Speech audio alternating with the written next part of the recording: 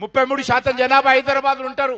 ఇలాంటి హైదరాబాద్ లో 20% కూడా ఇళ్లకు వెళ్ళలేదు. 20% కూడా ఇళ్లకు వెళ్ళి సమగ్రమైనటువంటి నివేదిక తయారు చేయలేదు.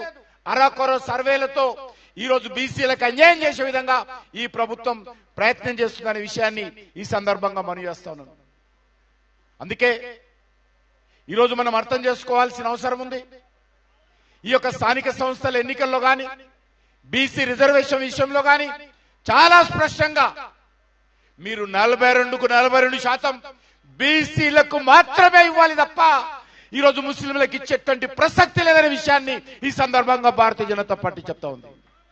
బీసీలకు న్యాయం జరగాలంటే, నిజంగా బీసీ జనాభాకు అనుకూలంగా రిజర్వేషన్ పెరగాలంటే ఖచ్చితంగా 42కు 42% ఏదైతే మీరు 10% ముస్లింలకు ఇస్తున్నారో అది తీసేసి బీసీలకు ఇవ్వాల్సిందిగా నేను ఈ సందర్భంగా డిమాండ్ చేస్తా ఉన్నాను.